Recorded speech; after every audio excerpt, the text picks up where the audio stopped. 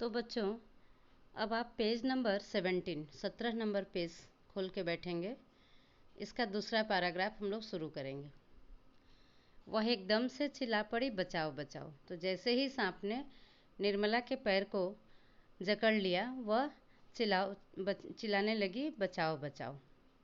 निर्मला ने सांप को झटकारने की कोशिश की। निर्मला बहुत कोशिश की कि जोर से पैर हिला देने से या झटक देने से सांप शायद दूर जा गिरे, लेकिन उसे छूने की भी हिम्मत न कर सकी।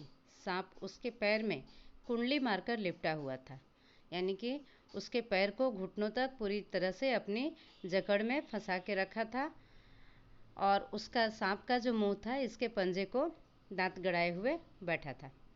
अचानक सांप पर किसी ने लाठी से वार किया, और अचानक वह देखती है कि पीछे से सांप पर किसी ने लाठी से वार किया। वह हमला सयाल ने किया था, और लाठी से जिसने वार किया वह और दूसरा कोई नहीं, सयाल थी। सांप गुस्से से तिलमिला उठा। तिलमिला उठा एक मुहावरा है। इसका अर्थ होता है गुस्से से और ज़्यादा क्रोधित हो जाना। सांप को और भी ज़्यादा गुस्सा आया, फिर भी उसने अपनी पकड़ न छोड़ी। सयाल सयाल, मैं मर रही हूँ। और निर्मला उसको बताती है कि सयाल, अब मैं लगता है कि मर जाऊंगी।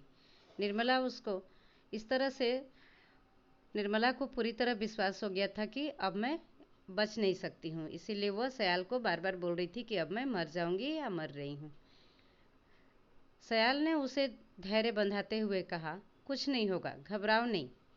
सयाल चिल्लाई और बड़ी निर्भीकता से सांप की कुंडली खोलने की कोशिश करने लगी। तो सयाल निर्मला को भी हिम्मत दे रही है और सांप से भी लड़ रही है, यानी कि सांप से भी उसको बचाने की कोशिश कर रही है। मुझे इसका जहर चढ़ रहा है, निर्मला चिल्लाई। तो निर्मला उसके बाद फिर से बोल रही है कि लगता है कि इसके जहर का असर मेरे शरीर पर हो रहा है। फिर उसको सयाल समझाती है, अरे यह अजगर है, इसका जहर नहीं होता, सयाल बोली। तो सयाल उसको समझा रही है कि यह तो अजगर है, इसका जहर नहीं होता। यह अगर किसी को पकड़ ले तो वह निगल सकता है, लेकिन इसके जहर का असर उसके शरीर पर नहीं होगा। लेकिन मैं तो हिल ही नहीं सकती। निर्मला बोल रही है कि पर मैं हिल भी नहीं पा रही हूँ। तुम डरी हुई हो, घबराओ मत, थोड़ा शांत रहो, मैं तुम्हारी मदद के लिए हूँ ना। सयाल उसको फिर समझाती है कि तुम डर गई हो, इसीलिए तुमको ऐसा लग रहा है। तुम हिम्मत न हारो, मैं हूँ तुम्हारे साथ, तुम्हें कुछ नहीं होगा। अब तक लाठी से काम नहीं बन रहा था, इसलिए सयाल ने अपने हाथों से इस दैत्य से लड़ने का निश्चय किया। तो बार बार लाठी मारने से भी सांप निर्मला के पैर को नहीं छोड़ रहा था। तो सयाल को लगा कि अब लाठी मारने से कुछ नहीं होगा, अब इसके साथ हाथ से ही लड़ना होगा। उसने अजगर का मुंह पकड़ा और उसके जबड़े खोलने लगी, और सयाल पूरी हिम्मत से अजगर के मुंह को पकड़ लिया और उसके जबड़े को खोलने की कोशिश करने लगी। निर्मला ने भी अपनी पीड़ा को सहने के लिए साहस बटोरा। वह टकटकी लगाकर सयाल को देख रही थी। टकटकी लगाना मतलब एक टक से, माने बिना पलक झपकाए वह सयाल को देख रही थी। सयाल ने दांतों को भींच रखा था। दांतों को भींच रखा था मतलब दांतों को बहुत जोर से अपने दांतों को जकड़ रखा था, हिम्मत जुटाने के लिए। और अजगर के मुंह में हाथ डालकर उसके जबड़े फैलाने की पूरी कोशिश कर रही थी। उसके माथे से पसीना बह रहा था और हाथों से खून। निर्मला एक क्षण के लिए समझ नहीं पाई कि खून उसके पैर से बह रहा है कि सयाल के हाथों से। साधारण सी दिखने वाली सयाल की बहादुरी देखकर निर्मला हैरान थी। सयाल ने आखिर जबड़े फाड़ दिए, और सयाल की पूरी कोशिश के बाद सांप का जबड़ा खुल गया। सांप गुस्से से बहुत जोर से छटपटाया, और सांप को और भी क्रोध आ गया। वह क्रोध के मारे छटपटा रहा है। एक क्षण के लिए लगा कि उसकी ताकत के सामने शायद सयाल न टिक सके, लेकिन जबड़े खुलते ही सयाल चिल्लाई, अपना पैर निकाल निर्मला, झटका दे झटका दे। और वह जैसे ही सांप का मुंह खोल लेती है, वह जोर से चिल्लाती है कि निर्मला, तू जल्दी से अपना पैर खींचो इसके मुंह से और जोर से झटका दो। उसने अजगर के जबड़ों को पूरी तरह खोले रखा। निर्मला ने उसके जबड़े से पैर तो मुक्त किया, लेकिन कुंडली अभी भी कसी हुई थी। तो किसी तरह निर्मला अपने पंजे को उसके मुंह से निकाल तो लेती है, लेकिन घुटने तक उसकी जो कुंडली है, सांप की कुंडली, उसमें वो उसका घुटना तक पैर फंसा हुआ है। आखिर दोनों ने जोर लगाया। दोनों माने निर्मला और सयाल, दोनों मिलकर के जोर लगाती है, और कुंडली का दबाव कम हुआ। सयाल ने इतनी जोर से झटका दिया कि निर्मला सांप की कुंडली से छूटकर दूर जा गिरी। अब सांप का शिकार सयाल थी, अब निर्मला तो किसी तरह बच गई, दूर जा गिरी, लेकिन सयाल चूँकि सांप के नज़दीक थी इसलिए सांप अब अपना शिकार सयाल को बना लेता है। सयाल ने निर्मला को भाग जाने के लिए कहा, लेकिन वह ऐसा न कर सकी और निर्मला बार बार बोलती है कि तू भाग जा। सयाल ने निर्मला को भाग जाने के लिए कहा, तो सयाल बोलती है निर्मला से कि तू यहाँ से चली जा, तो यहाँ से भाग जाओ, लेकिन वह ऐसा नहीं करती है। वह सयाल की मदद करना चाहती थी। उसने देखा अजगर सयाल पर बार बार हमला कर रहा है और सयाल बड़े साहस से उसका सामना कर रही है। निर्मला ने एक क्षण के लिए सोचा कि ऐसी साहसी और वीर सयाल से मैं व्यर्थ ही चिढ़ती रही। अब उसे अपनी गलती का एहसास हो रहा है कि मैं बेकार ही इतनी अच्छी लड़की सयाल है और इसे मैं चिढ़ती रहती हूँ। आज यह न होती तो यह दैत्य मुझे खा जाता और अब इस दैत्य से मैं सयाल को नहीं बचा पा रही हूँ। और उसे ग्लानि भी होती है कि मुझे बचाने के लिए आई हुई सयाल अब सांप का शिकार हो गई है और मैं इसकी कोई मदद नहीं कर पा रही हूँ। सयाल पूरी ताकत से अजगर के मुंह को पकड़कर पीछे हटाने में लगी थी। सयाल के कांपते कंधे बता रहे थे कि अब उसकी शक्ति शिथिल पड़ रही है, माने शिथिल पड़ना माने कमज़ोर पड़ रही है। तो तब से वह सांप के साथ लड़ रही थी और उसके बाद धीरे धीरे अब इसकी शक्ति भी पहले से कमज़ोर पड़ती जा रही है। अब उतनी ताकत इसमें नहीं रह गई थी कि पूरी शक्ति के साथ वह सांप का सामना करे। सांप बड़ी जोर से फुफकारा। उसने एक बार फिर अपना सिर बढ़ाया और सयाल की छाती के पास आ गया और सयाल गिर पड़ती है और सांप फुफकारते हुए सयाल के ऊपर आ जाता है। सयाल फिर उसके जबड़े पकड़कर उसे पीछे हटाने लगी। उसने एक बार फिर निर्मला को भाग जाने के लिए कहा। तभी निर्मला ने देखा कि अजगर सयाल को गिराकर उसके ऊपर पड़ा है।